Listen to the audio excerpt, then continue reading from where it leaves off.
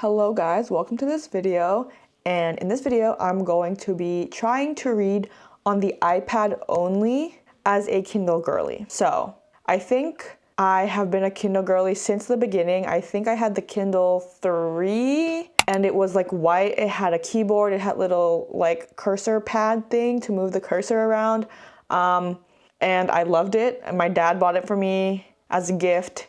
He was like, I see that you're reading all the time and like carrying books is hard, and here's just a thing to hold all your books, and the books are digital, so they're slightly cheaper.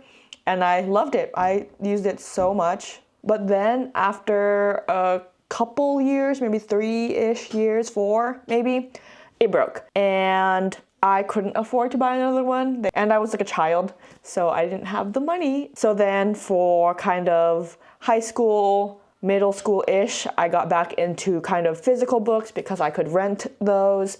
I could buy like books thrifted, and even buying one new book is like maybe $10 at the time, which is 10 times less than buying a Kindle, so I could buy 10 books. And I was like, that makes more sense to me.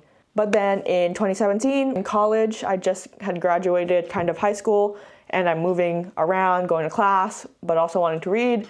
I got back into the Kindle with the Kindle Basic, like, I don't even remember, 2017, I think is the model I had. And then literally just last year, I upgraded. I had my 2017 Kindle for like 7 years, basically. And I just upgraded to the newest Kindle, not the 2025. I think I bought the 2022 version in 2024, right before the new launch of all the freaking cute matcha colored ones, but that's besides the point. Also, now I'm kind of more in my minimal or like physical item minimal era. I'm trying not to have a lot of extra things of the same purpose. Using Kindle as an example, I know there are a bunch of people who have like a car Kindle, a bed Kindle, a purse Kindle, and if that works for you, I'm so glad. I wish my brain didn't struggle with that, but I feel like having to choose which Kindle to be using, or this Kindle's only for this spot and this Kindle's only for this spot, that kind of causes me to have a lot of decision fatigue, I feel like. And by the end of the day, I get really overstimulated and can't make a single decision to save my life. But also, right now, I keep moving between 2 houses. I still live at home with my parents, but my fiance's in the city in San Francisco where I work. And I'm always in San Francisco because of kind of social things are always there. My work is there, but I also live here, home, kind of in the East Bay. So I'm moving back and forth a lot, and I like having all my stuff at both places, but bringing so much to and from is a lot. All of that to say, I'm trying to see if I can replace my Kindle with the iPad. And previously, I never thought about it because I had the super big iPad, and I was like, there's no way, I can't hold this, it's not comfortable. I even stopped using my iPad Air because it was so uncomfortable to like hold and use. It basically became a second laptop because it came with a Magic Keyboard, and I was like, there's no way I'm reading on this. But I switched to the iPad mini recently, and I'm like, this is close to the size of the Paperwhite, and I'm trying to really see if I can pare down my physical items. But also, if something brings me joy, I won't deprive myself. Like, for example, I have 2 types of AirPods. I have the AirPod Maxes and the AirPod like 4s with noise canceling because they both serve 2 different purposes. And I just brought up that example is because if this Kindle is really worth it and it brings me joy and it like helps me enjoy reading so much better, I'm not gonna get rid of the Kindle. But if I can get rid of the Kindle, I will, because I hate having so much things sometimes. All right, now that we went through all that background, I did a few things to my iPad to help me make it a better experience. Here's the iPad. So let me start recording real quick. Here's what the iPad looks like to help me kind of make it a better reading experience. Well, one, I have a paper-like screen protector on it, or it's not actually paper-like, but it's like a matte screen protector. It really helps with the glare of the light. It just makes everything feel a little more cozy, I guess. Secondly, I have a focus mode for reading. So focus, here we have reading, And this one makes it do not disturb except for maybe like some emergencies, but also literally then it'll only be the Kindle app. And then the second thing I did is for my night reading. I do most of my reading at night, but you know, blue light screens before bed is not the greatest, so I have this kind of shortcut to make it blue light. I'm not sure if you can see it on the recording, but here's what it looks like if you can't see it through the screen recording. This is how it looks with the blue light on. It's obviously very like orange and red. And then just as a comparison, that's what it looks like when the blue light is off and then when it's back on. So what this kind of setting does is it turns it basically super red so that there's less blue light being emitted, but also the brightness or the like white point is lowered a lot. So when I turn this down, the brightness, you can barely see anything. Whereas if we do the same thing with my phone, you can still kind of like, it's still pretty bright. So yeah, those are basically some things I did to make this reading experience better. But now here are some clips of me trying to read only on the iPad for a week. So I'll be reading kind of 2 books throughout this time, King of Wrath and God of Malice. If you know, you know, but you'll see. So it'll be a little bit of a mini reading vlog as well as my thoughts on the iPad as I read. Then I'll let you know of my decision of whether I'm gonna get rid of the Kindle and only use my iPad, or if we're going to keep the Kindle. Hello. So I feel like this is a little intimate. I'm literally just in bed in my pajamas, but it is about 7. And I like to read for a couple hours before bed, to be honest. Yeah, today's the first day of our reading only on the iPad. I'm very much a Kindle girl. I love the Kindle. So we're gonna try out the iPad for a week and only read on the iPad. Not gonna lie, I'm kind of in a reading slump just because I'm reading Throne of Glass, and I think I only have 3 or 2 books left, and I cannot tell you the names of what I'm reading here. Actually, now we're reading Tower of Dawn, but I've not been wanting to read Throne of Glass. Not because I don't love it. I seriously, every time I'm reading it, I get so sucked in, I get so pulled in. But one, I don't want this book to end. I don't want the series to end. Like, I know for a fact that once I finish this, I'll probably never reread it. I'm not much of a rereader, really. And I'm already feeling slightly sad about that. So I've been not wanting to read at all because of that. Secondly though, like I said, I get really sucked in, pulled in. So when I read this before bed, I get way too sucked in and way too pulled in, and it's just too much. And I'll never sleep. But now, I don't want to go back into Throne of Glass quite yet. I'm trying to find something on Kindle Unlimited that we can read. What do I want to read? Do I want to read Anna Huang? What is this? The Striker. Asher Donovan. Oh, this is from the person from Twisted Lies. Do I want to read this though? I don't know. Okay, I think we'll do King of Wrath. I think the Kindle app is a lot less intuitive, I feel like, than like the interface on the actual Kindle. How can oh, it's already downloaded? Yeah, it's already downloaded. Because I just want to make sure that I can read this when I'm on public transport and all of that, making sure that I can actually read it without needing internet. Now I'm gonna get cozy and I'm gonna read. And what that entails is turning down the lights. And then I know reading, like using the iPad or using your phone in the dark is really bad for you. So I'm sure I already talked about it in the intro, but I have this little thing that here you can see what the screen kind of looks like. I don't know how well you can see it, but when I turn on my blue light, it turns really red and it gets really dark. Now I'm just gonna read. So let's go.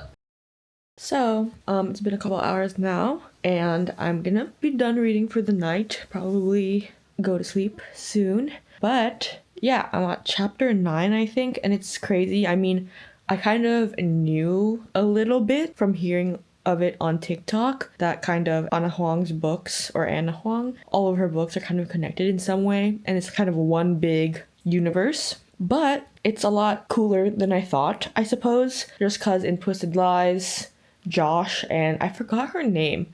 I only know her by her nickname, Red, or JR for Jessica Rabbit. But yeah, how they had something go on with Dante, who's the main male character in this book, in Twisted Lies, or Twisted Game, or Twisted Hate. I don't even know which Twisted it is, but yeah, you get to see kind of Vivian and Dante's point of view of that interaction, or like what happens right after their interaction with Josh and her. And Asher Donovan comes up again, the soccer player from that same book, and he's in that kind of story. So yeah, it was cool seeing kind of all the connections between all the books. So yeah, I mean, I don't need to know what happens in the Twisted series to read the King of series or whatever they like to call that series. But yeah, it's cool seeing it all actually come together. But yeah, that's kind of the book. A little bit about what I thought about the iPad. I don't really notice too much of a difference. It is slightly bigger, slightly heavier, but if I haven't touched my Kindle, like I haven't touched it at all today,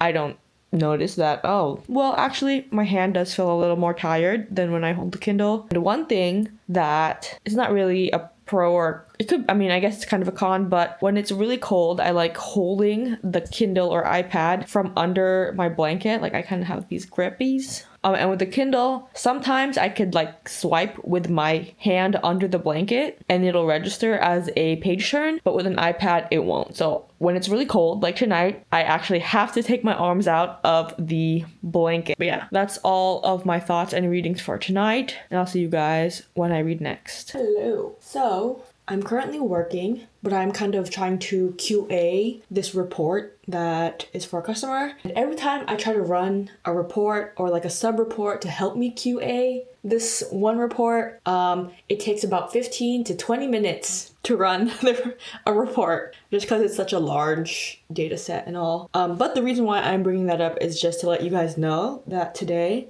I'll be reading very intermittently between wait times. But I just wanted to let you guys know that I am reading, and I'll have a better kind of update later on. It is a little bit later in the day. I was able to read a lot during work because I had to wait for so many reports to run because of testing and such. So I started at chapter 9 and I am now at chapter 17, but I think I'm just gonna read for the rest of the night. But yeah, reading on the iPad. I don't know. It's fine.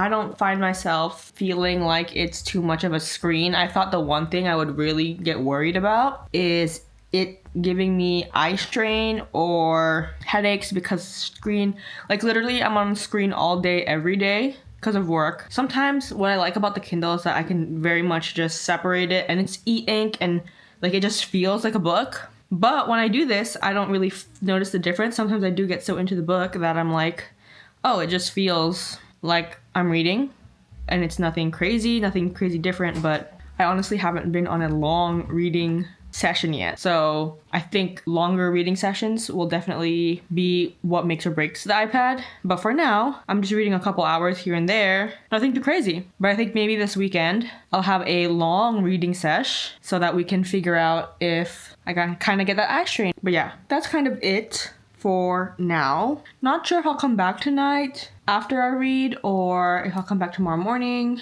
but just wanted to update you guys. Hello. So it is now the next day. It's almost been like 24 hours since I spoke with you guys, maybe even more. But last night I finished the book King of Wrath, saying, oh, it's a little silly goofy, it's just like a light read. And then like towards the end I started kind of tearing up. I was like, oh, this is kind of emotional. I think once they started hitting the Asian never being good enough daughter type vibe is when I was like, that hit hard. I mean, it does feel, I mean, I don't want to say it feels slightly forced. I mean, I still resonated and it still, you know, made me feel some things. So I'm not saying it was terrible, but I mean, it could have been better. But yeah. Anyways, because of King of Wrath, I wanted to read the last Twisted book because of how Stella and Christian are just so involved kind of in that storyline. So I was like, oh, I kind of want to see what goes on there. But when I was looking through Kindle Unlimited, I found Unravel Me, because last time I read Shatter Me either on Kindle Unlimited or off of a library book, but I couldn't find Unravel Me on Kindle Unlimited or a library book. Anyways, this is Kindle Unlimited and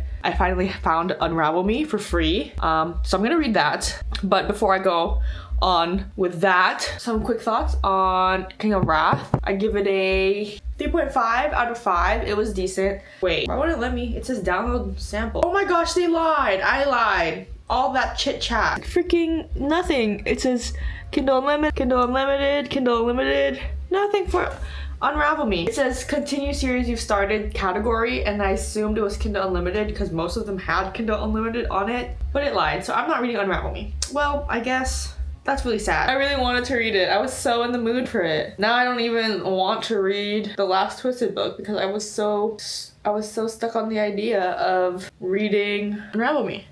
Dude, I literally have no idea what I want to read. So should I just reread Iron Flame? Because Onyx Storm is coming out soon. We'll do this. We'll do God of Malice. I've heard some things about it. This is definitely a slightly darker romance. I don't know how much darker it is, but if this is a dark romance, it'll be kind of my first one. So let's do that. Okay, now I'm gonna read.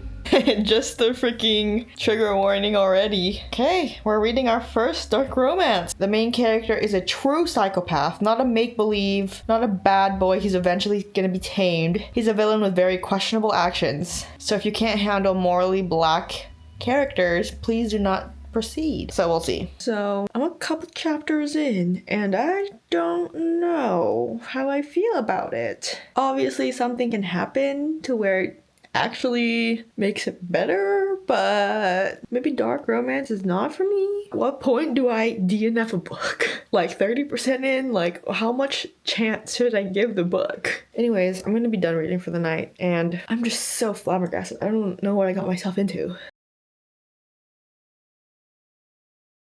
So I gave God of Malice another few chapters.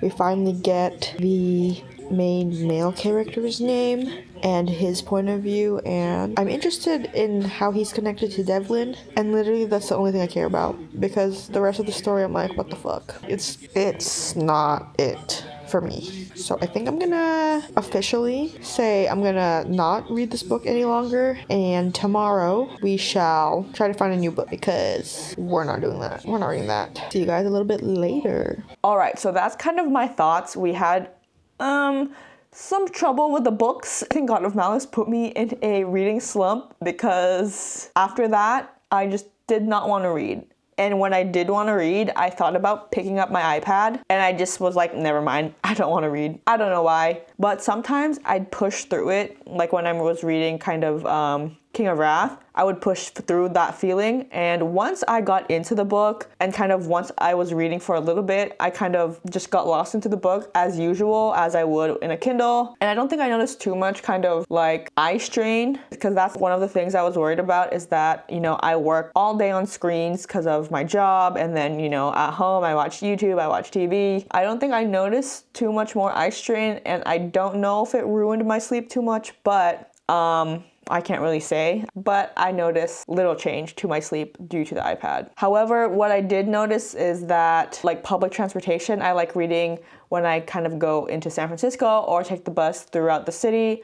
I feel self-conscious with an iPad, and I'm also afraid of this getting stolen. Like someone just like yanking out of my hands and taking it. I mean, I see a bunch of people reading on their iPads all the time. So, and I've never seen such a thing happen. But just for me personally, because most of the people I see reading on iPads are like dudes, and they do seem more comfortably reading on the iPad because their hands are larger and they can grip the iPad better.